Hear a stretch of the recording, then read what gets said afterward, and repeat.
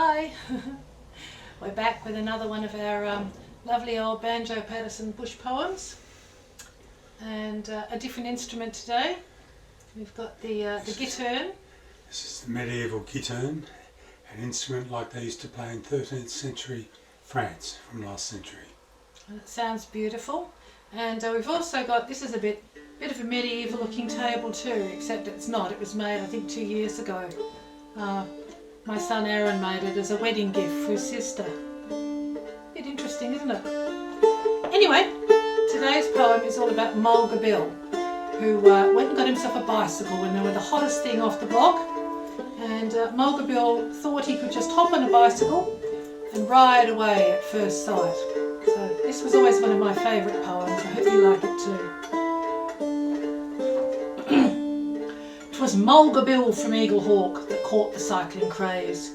He turned away the good old horse that served him many days. He dressed himself in cycling clothes, resplendent to be seen, and hurried off to town to buy a shining new machine. And as he wheeled it through the door with air of lordly pride, the grinning shop assistant said, "Excuse me, can you ride?" "See here, young man," said Mulga Bill, "from Walgett to the sea, from Conroy's Gap to Castlereagh, oh, there's none can ride like me. I'm good all round at everything, as everybody knows. Although I'm not the one to talk, I hate a man who blows. But riding is my special gift, my chiefest sole delight. Just ask a wild duck, can it swim? A wildcat, can it fight? There's nothing clothed in hair or hide, or built of flesh or steel. There's nothing walks or jumps or runs on axle, hoof or wheel. But what I'll sit while hide will hold and girths and straps are tight, I'll ride this here two-wheeled concern right straight away at sight." How do you think he's going to go? 'Twas Mulga Bill from Eaglehawk that sought his own abode, that perched above the Dead Man's Creek beside the mountain road. He turned the cycle down the hill and mounted for the fray, but ere he'd gone a dozen yards, it bolted clean away. It left the track and through the trees just like a silver streak. It whistled down that awful slope toward the Dead Man's Creek. It shaved a stump by half an inch, it dodged a big white box. The very wallaroos in fright went scrambling up the rocks. The wombats hiding in their caves dug deeper underground, as Mulga Bill, as white as chalk, sat tight to every bound. It struck a stone and gave a spring that cleared a fallen tree. It raced beside a precipice as close could be. And then as Mulga Bill let out one last despairing shriek, it made a leap of 20 feet right into Dead Man's Creek. 'Twas Mulga Bill from Eaglehawk that slowly swam ashore. He said, "I've had some narrow shaves and lively rides before. I've rode a wild bull round a yard to win a £5 bet, but this was the most awful ride that I've encountered yet. I'll give that two-wheeled outlaw best. It's shaken all my nerve to feel it whistle through the air and plunge and buck and swerve.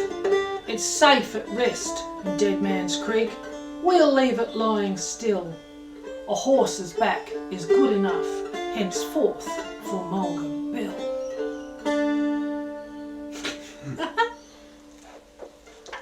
So tell me, just before we go, Doug, I did have somebody actually ask if you could explain why and how you ever thought of playing a guitar. Well, way back in the 1970s, I lived in Sydney, and there was a lot of interest in medieval and what we called early music. So I used to hang out at Sydney University with Winsome Evans, who was a famous early music person, and she got me into playing medieval music. And I had a picture of this in an old medieval manuscript, and I got a fellow called Peter Biffin who was able to design it and make it from that. And I just like the sound of them. Well, it's very beautiful. And they go really good and really well in folk music. They do, they do. I love they're beautiful. I don't know if we can see it properly, but it's really delicate filigree work there. And Peter made that. Yeah. Can you move your hand just a little bit? That's Very really clever man. very beautiful, very beautiful. And it sort of goes with Aaron's table, don't you think?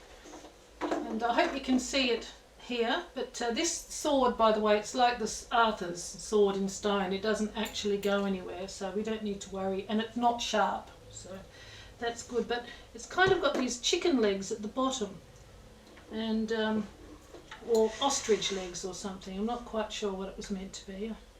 I hope that that's going in the film there. Anyway, so hope you enjoyed the poem, and we'll be back with more. Please subscribe to our YouTube channel. Yep. We'd love it if you would, and share it with your friends.